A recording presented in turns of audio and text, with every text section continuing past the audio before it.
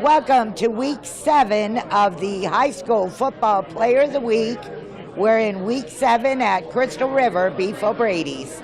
Before I do anything else, I don't want to forget to wish my daughter Tara a happy 29th birthday. Okay, on with the show. I have a couple things I want to say this week. It's month of October, so we have a lot of fundraising events around town. A good way to check on that is I keep up to date on our Crystal River Beef O'Brady's Facebook business page. Definitely anything we have going on here. We got a spirit night coming up with the Boys and Girls Clubs, October 19th. And then we have Customer Appreciation Day on the 20th. I know those, but I've got some time on that. Halloween this year falls on Kid Night, so that's going to be a whole lot of fun. And we will have a Halloween contest for the kids in costume. Okay, I want to take a second to do kind of a appreciation announcement from all of us at Beef O'Brady's for all of the high school football teams. We understand that it's a competitive sport, but one day a week on Wednesday night, I get to have all 4 high schools come together as one to celebrate their players and just enjoy some good family time away from the game of football. So I wanted to say that. I also want to make a huge compliment to the amount of respect these kids give me every week. It really touches me, and it says a lot for the parents. I'm so proud of these kids and the dedication of the parents. There's a lot involved in this. They don't just go play a game on Friday. These kids work hard, and they maintain a good grade level in order to do so. Along with that is the coaches. These guys, talk about underrated. I don't care what school you're in. The coaches, they work their butts off to make your kids look good. All they do is go out and do their best. So that's my thank you to everybody in the high schools. Nobody gets paid enough in high school, and these kids are working hard, hopefully, to go on to college and have a good career in the future. So that was, I don't know, I got a little sentimental this week. But these kids are just so great. So, Brett, enough of that. Let's get on with the show, and I will present the awards to the 4 schools. All righty, we're going to start this week with 2 for Lecanto High School because they couldn't be here last week. So, Ariel Torres, I said it right? These are new plaques from Citrus Sports and Apparel. They're doing a great job. We just started getting them in last week.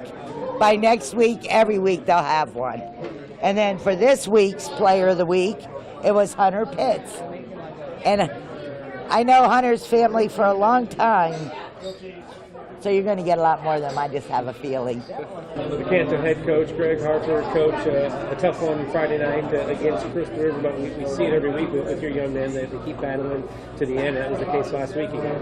Yeah, I was real proud of the guys and, the way they kept playing and kept trying to execute, and we got better in the second half. After halftime, I felt that our guys' effort was better and execution was better, and that's a testament to these guys and how hard they've been working over the year just to try to continue to get better. When I told them early on we'd take our lumps, and we've been doing that this year, but these guys haven't given up, and they continue to work hard for me, so I think the future's bright. Yeah, what is it like to go through practice in a week like this in the last couple of weeks? I mean, when you got young kids that I'm sure are used to some success, have you seen them with the focus that you need going into another game this week? Oh, like I said, they've been amazing this year, with all the adversity we've gone through. They continue to push and try to get better, Our seniors all the way to our sophomores and even our freshmen just continue to try to get better, continue to work their skills because, things aren't going to get any better if we don't get better. So they understand that, and like I said, they continue to give me good effort. We got 2 players a week this week, one from the Brooksville Central and Crystal River. We're talking with the Central games. First, talk about your pick there. Well, it was Ariel Torres, and he just had a really solid game for us, playing on defense. I forget how many tackles he had, but on defense he's always in position and right there to make the plays that we needed him to make, and that's why he was the player of the week that week. The second one from the Crystal River game, just talk about that pick. It's Hunter Pitts. Hunter plays both sides of the ball for us, just has given us everything all 6 weeks of the season, and we just felt that his play on both sides of the ball this week was the reason that we picked him to be player of the week. All right, we'll start with Ariel, who got the player of the week against Brooksville Central. Just talk about what it's like to go through the season, because I know it probably hasn't gone as you guys have wanted, obviously the wins and losses, but what's it been like for you guys to keep working through it? It's been tough, but we're just trying to work through it and work hard, and that's it. Talk about your game against Brooksville Central, and the coach had a lot of big plays. I mean, do you get more confidence as the season goes along? Yeah, I get more confidence like every big play I get. I just try and work hard every day. What's the mood like this week for you guys? Because I know it's a tough loss to Crystal River, but kind of got to erase that, don't you? Yeah, we're just going to try and bounce back. We're going to bring it to them. That's it, yeah. All right, now we'll go to the player of the week. Let's just talk about that game for you guys. I mean, a lot of big plays for you. I mean, you starting to get more comfortable with your role on the team? Oh, yes, sir. Yes, sir. It's playing both sides of the ball, it's getting easier to pretty much play both positions. You learn how to play more of both positions, how to play multiple positions, so it gets a lot more comfortable as the season goes on. Does it get easier as the season goes, getting all those reps, and you start to get tired when you get to this point in the season? What's it like? It gets you more conditioned, I guess, as you say, more fight as you go through a game, knowing how far you can really push as you go through a game and how much you can put on the line to go. How focused are you guys on finishing the season strong, regardless of what the record is, finishing in an impressive way? Trying our hardest. If we can just play the football we know we can play, just execute, just work on the little things. It's going to be, we can finish it out the way we want to finish it out. So next up is Citrus High School's player of the week for last week is Ty Codwell. And I have a feeling there's going to be many more of those for you too. And we'll get your stuff to you.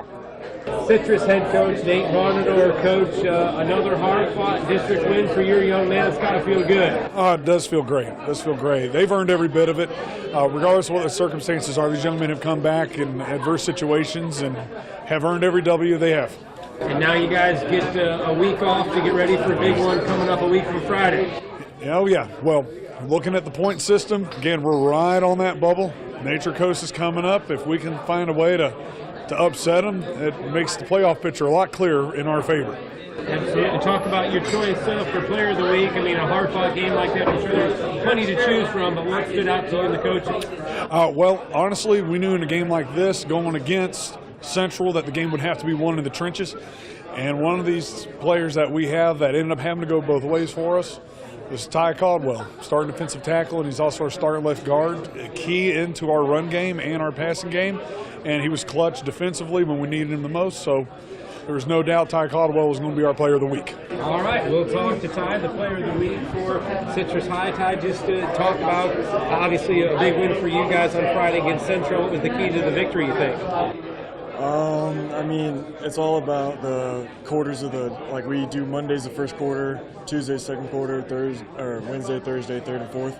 And we take every day seriously, and we prepare ourselves mentally every day of the week, and we go out and execute. Sitting pretty good right now in the district standings. You got a week off and a big one for Nature Coast. What's it like to get ready for the biggest game of the season, not too far away? We can barely wait. All the players are just, we can't wait to face them. It's going to be at our house, so we got the fans behind our back. I'm sure a lot of people are going to come out. And, we're taking it extremely seriously.